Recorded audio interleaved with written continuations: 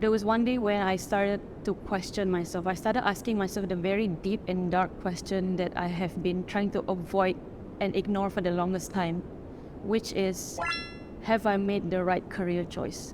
All these struggles. And then they asked me, if I quit, will I make it? How do I know when to quit? Should I quit? How do I know if I'm making the right decision? So like I'm born, I go to school, I study, go to university, and I work, and I retire, married, and then die. You know, that's the basic timeline of how people teach us how to live. Okay, so first of all, hi everyone. My name is Christal. I'm a trainer, coach, speaker, medical doctor, and also author of my upcoming book, Should I Quit? 5 Steps to Discover Work You Are Meant to Do and Live Your Purpose. And I want to say thank you to Kanyinstudio and also to Phoebe for having me here today in this interview. So to answer that question, I would like to just step a few steps back and give a little bit of context. So in 2019, I graduated from medical school in University of Miami to become a doctor. And becoming a doctor has always been something that I've dreamt of becoming. It has always been my childhood dream. You know, how and why that happened, I have no idea. I have no clue how that happened. But maybe it's because of the glitz and glamour of how doctors are being portrayed in TV shows, in the movies that I watch. Or maybe it's because it's something that has been drummed into my mind subconsciously, you know, like because I did well in school, in my studies. So usually the common pathways that people usually recommend are either you be a doctor, a lawyer, engineer, or else you're a family failure, right? That's the running joke, especially in Asian stereotypes. And so I chose to become a doctor, and for my entire childhood, I worked my whole life towards that dream.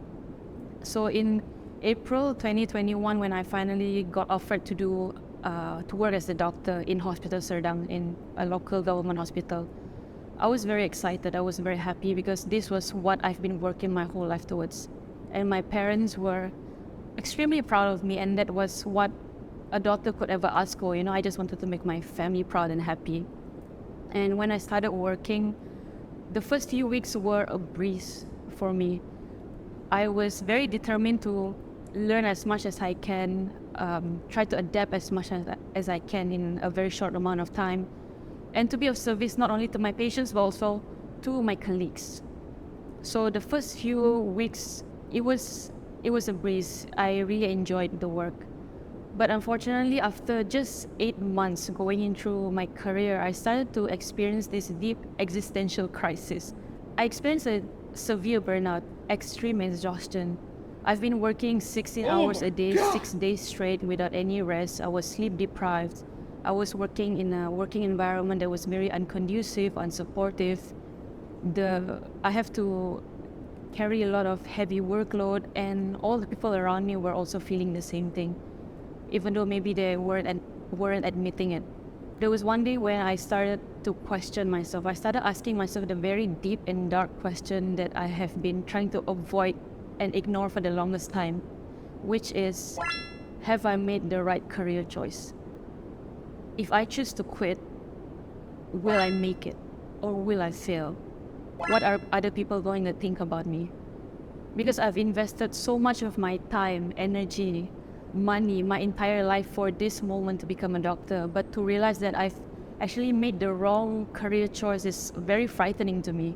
You know, 5 years of medical school and to quit at the end, it's no small thing. It's a really big deal for me. And when I told my parents the idea, they were very disappointed. They were very sad, and it was one of the toughest things that I have to deal with, you know.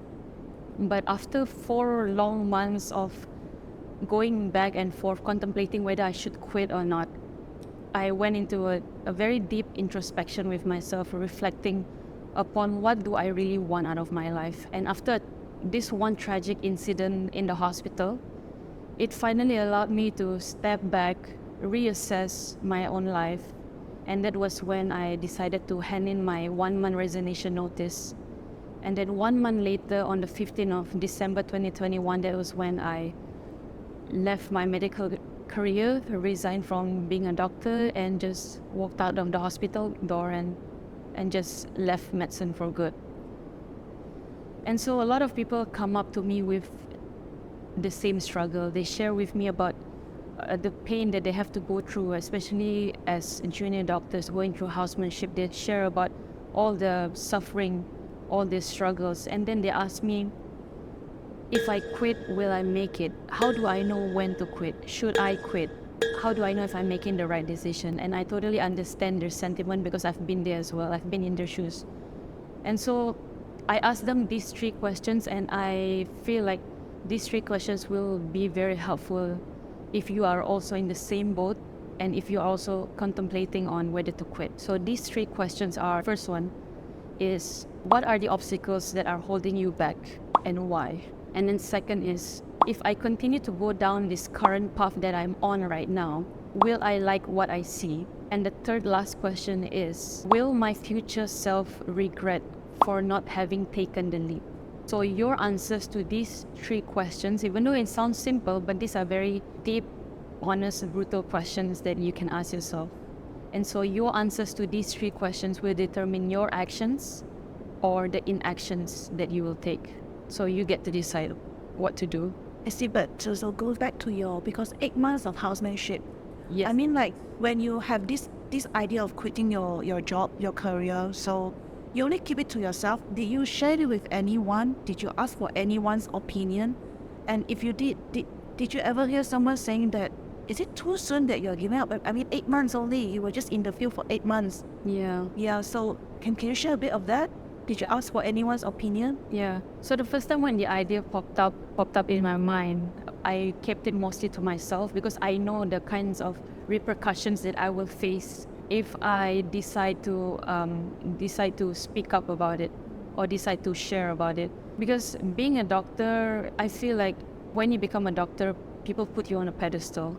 You know, we see this career as something that is luxurious, something that is lucrative, and if you leave that career, people will tell you that you've wasted 5 years of your studies. And so most of the time I kept it to myself, but there was one point when I was really, really struggling, whether I was very close to quitting.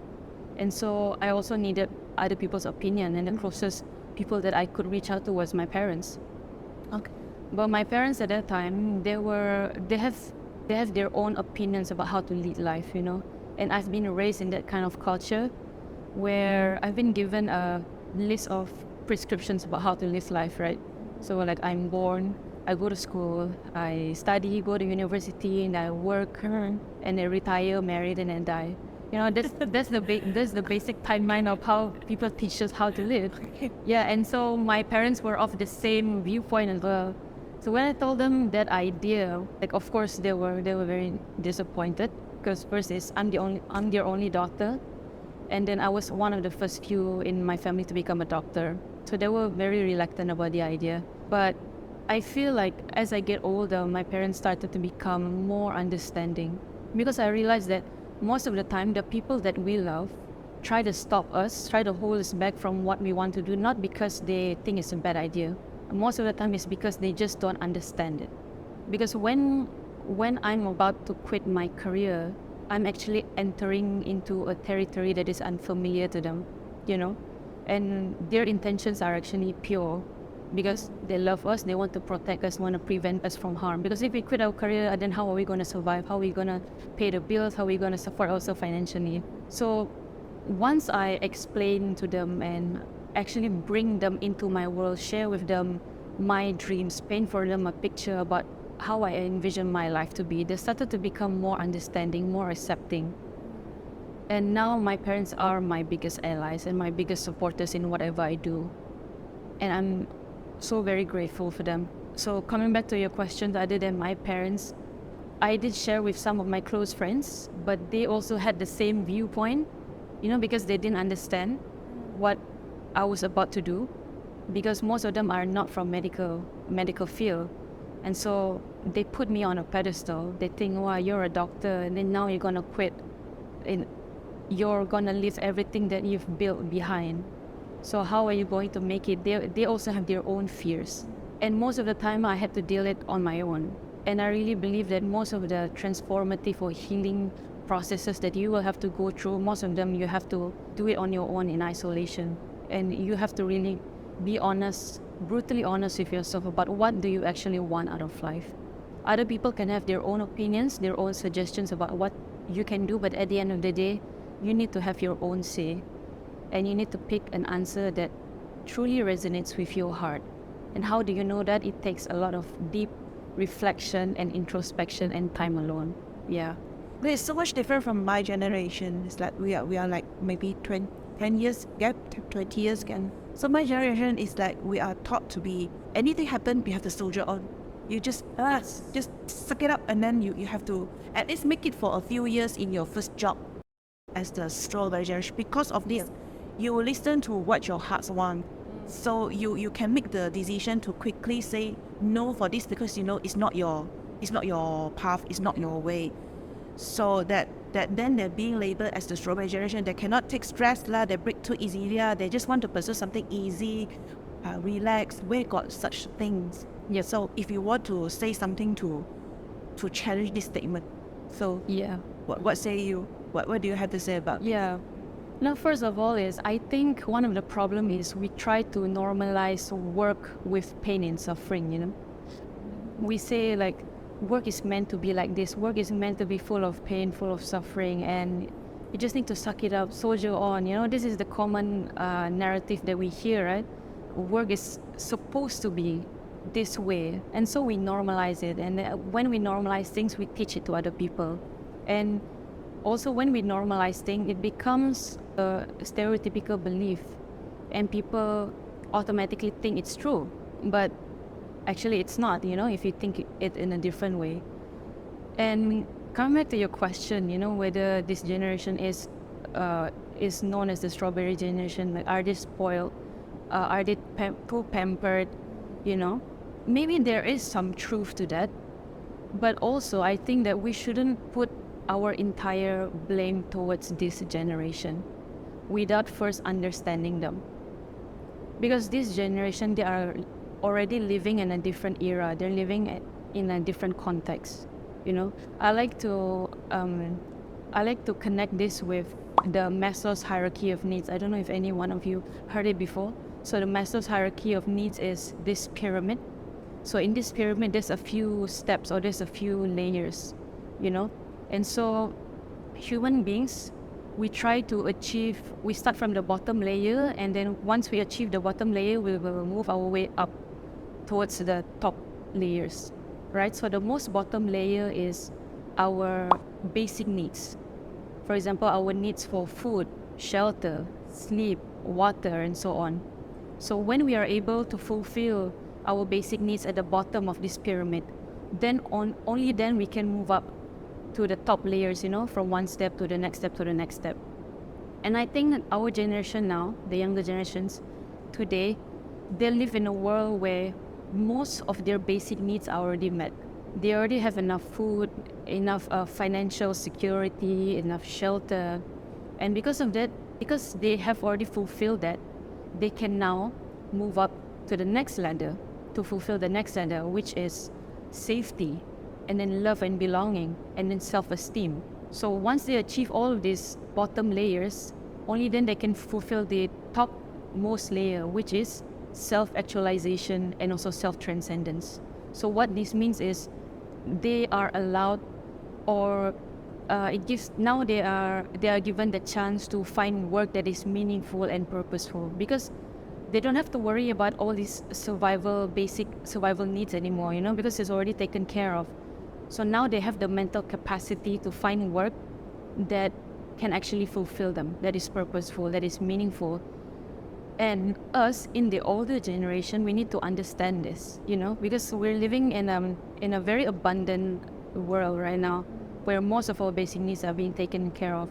And as a generation that is older, what we can do is we need to provide an environment where this generation can actually tap into their gifts, their potentials, and so that in the end, they can maximize their talents and do work that they are meant to do, and that is aligned with who they are, you know, because we have, us as the older generation, I mean, we're not too old, but like a generation older, right? we have the experience, the knowledge, the wisdom, and we can use this to guide this the youths, the younger generation, to do work that they are meant to do. Because the younger ones, they don't have the experience or the wisdom yet, to find their way. And as someone who has that wisdom, we can help them out. So instead of blaming them, we need to provide for them a platform or an ecosystem for them to actually do that. So yeah, that's my take on it. Wow. Strangely, because I was thinking my next question was like, it's easy for someone who has something to support them to say, I can quit. But what if for the people like, for people who are like, I have mouth to feed, and that I cannot just simply say I quit, and then you explain that, what, strange, ah? Yeah, definitely. That, I mean, because of the... yeah, I totally understand this because most of the people, they come up to me, they say the same thing. They have dreams, they have goals, they want to do so many things, but the things that are holding them back is usually financial security, right? Like, how am I going to pay the bills? Or how am I going to support myself financially? And that's totally valid. So according to the pyramid, before you can actually do something that is meaningful, purposeful to you, you have to fulfill your own basic needs first. Or else you won't even have the mental capacity to think about anything else. Because us as human beings, we want to be able to just survive, we want to survive. So when we can tackle that, only then we can think about something else. I would also recommend that even if you have basic needs or basic survival needs that you have to take care of, you need to always have in the back of your mind an intention that after you settle all of this stuff, the end goal must always be to do work that is meaningful and purposeful to you, something that is aligned to you. You always need to have that at the back of your mind, even in the midst of all your craziness and chaos in trying to just survive here on this planet. I think about career fulfillment or job fulfillment, like this kind of sense, somehow has even the younger kids nowadays, they have some sort of being influenced by this new insight. Because my nephew's 8 years old, he once told me that he wants to become a Grab driver because it's free and easy.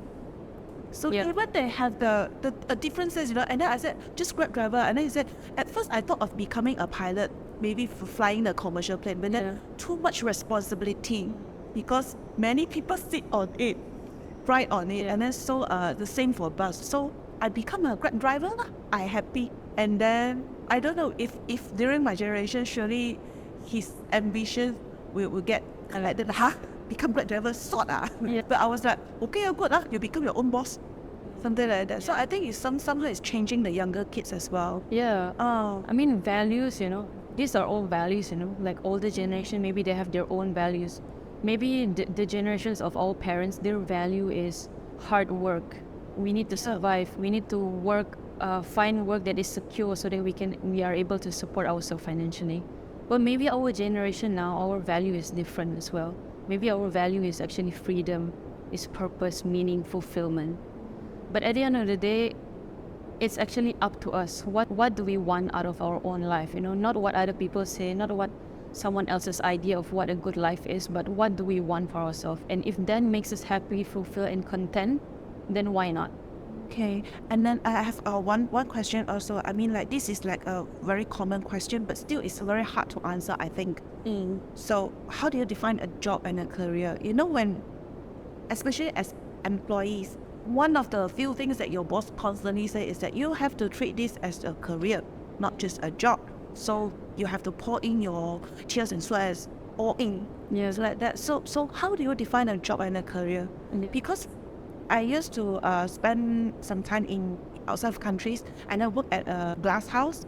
So with all the angmoh, the mat salleh, so they have a very simple thought. Job is just a job. I come here, I earn my wage, and then I go and enjoy my life. So it's not like I'm come here to build a career. So how do you define that? I mean, like a job or career? Yeah, this is a very interesting question actually. When we talk about work, we usually think it's either a job or a career. We usually use these words interchangeably, but actually they mean two different things. And I think it's very important for us to distinguish the two different meanings, right? So what is a job? A job basically is something that pays the bill. So if you're currently working in a job that you don't really enjoy, that you have no passion at all, but you do it because it pays the bill, it pays your loans, your debts, then that's a job. If you're an entrepreneur, but you're working in a business that sucks the soul out of you, that you don't even enjoy, but you do it anyway because it pays the bill, that's still a job. So a job applies to if you're either an employee or an entrepreneur. So what is a career? A career, on the other hand, is something that gives you upward mobility. For example, it gives you the ability to hone and master your skills, so that you're able to climb up the career ladder. For example, you're able to get the next promotion or get the next paycheck raise. So examples of careers are, for example, like doctors, lawyers, engineers, accountants, where you can climb up the career ladder, as you become more experienced, more skillful, more competent, then you can upgrade yourself upwards in the career ladder. So that's a career. While both jobs and careers are good in their own way, what I suggest all of us to discover is a calling. So a calling is different than a job or a career. A calling is not, when we hear people say calling, what is a calling? A calling is not some external voice high up in the sky, telling you about what is your life's purpose or proclaiming to you about your life's prophecy. Rather, a calling is that internal voice inside of you that pulls you in, that speaks to your soul, that speaks to your heart. And it's something that you're willing to do even for free because it's something that is very meaningful and fulfilling to you. How do we find that calling? One of the ways is, in the book, I introduce to the readers this Japanese concept called ikigai. So ikigai, it means a reason for being or a sense of purpose. And ikigai, it has 4 elements: what you love to do, what you're good at, what the world needs, and what you can be paid for. So if you can find the intersection between these 4 elements, then that's a sweet spot. That's where your ikigai lies. But most of us, we don't know what our ikigai is. And one of the reasons why is because ever since we were little, we've been told what to do. What job to take, what course to study in, which university to go to, how much money to make, which company to work for. Everything has been given to us. And we think that that's how life should be. And when we never even give ourselves permission to step back, to reassess and ask ourselves, what do we actually want? Who am I? And what do I want out of life? So self-awareness, reflection, deep introspections, all of these are very important if we want to actually know what our calling is. And I really believe that the universe or our life, it's always trying to give us signals or messages to where our purpose lies. In whatever we do, there's always clue to where our ikigai is. For example, it can be in the form of the tasks or activities that you love doing. Or it can be in the kinds of people that you love to surround yourself with, or the kinds of books that you love to read, or the kinds of TV shows or music or movies that you love to watch, for example. What gives you a sense of flow? What makes you feel alive? What feels very natural to you, feel very comfortable to you? So these are all clues to where your ikigai is. And what we need to do is we need to discern these messages, the signals that we get every day throughout life, and cultivate more self-awareness rather than falling into the trap of social conditioning. Why not we create more self-awareness and find the answer for ourselves? I don't like the idea that people, they're looking down at you are treating this as your job, not your career. To me, it's like job and career, there's no right or wrong. You can still be doing your job. Even though you don't like it, but you are on your own. You're making it on your own. So it's like, I just don't know why people have the idea that kind of look down of if you're just having just a job. Yeah, so what do you think about that? It depends how you define it also, Even if it's a job, why do you want to work in that job in the first place? Does it make you happy? Or are you being forced to do that job? Or maybe it's just something temporary. Maybe you just want to do it for a while, want to create your own financial safety net before you move on to something that you actually love. So it depends, you know. And I think one of the reasons why we don't pursue what we love is because we listen to too much to what other people have to say. Yeah, there's a lot of background noises, you know, Yeah. surrounding us. And if we let that hold us back from what we actually want to do for ourselves, for our life, then we're never gonna go anywhere. Because we cannot please everyone, and it's not our job to please everyone as well, right? If we feel fulfilled, we feel content with what we're doing, then I think that's the only thing that matters. Yeah, and if you love your job and if you enjoy doing it, maybe you have other plans on or other reasons why you want to continue pursuing it, then why not, right? One last question. I mean, like, it's been how many months since you say goodbye to your medical career? Almost 1 year. Almost 1 year. Yeah, 1 year. Is there any moment of time that you have a bit slight bit of regret of your decision? Surprisingly, no. Not at all, actually. No? Yeah. Because when I decided to resign, I knew it was a make or break decision. Because I'm the kind of person that goes all in or nothing. I'm just the kind, there's no in between with me. It's either I really want to do it or I don't want to do it at all. And I know that if I quit medicine, it's something that I don't want to look back at anymore. You know, and that's why I took a very long time to decide whether I should pull the trigger and resign. But I don't know, one of the biggest guidance for me has always been my heart. And I think for the longest time, we pay so much emphasis on our head, you know, on our intellect. We listen too much to what is going on up here. But actually, most of the wisdom or the answers are already inside here. But because there's always a battle, you know, between the head and the heart. Because the head wants to protect you, but the heart wants to experience. And when there's a conflict between the two, that's where the chaos lies. And so if you ask yourself whether should I quit, should I do this, should I do that, most of the time you actually already know the answers inside. Even though your head may not like how it sounds like, because it's just trying to protect you, you know. It has its own ego, it wants to ensure your own survival.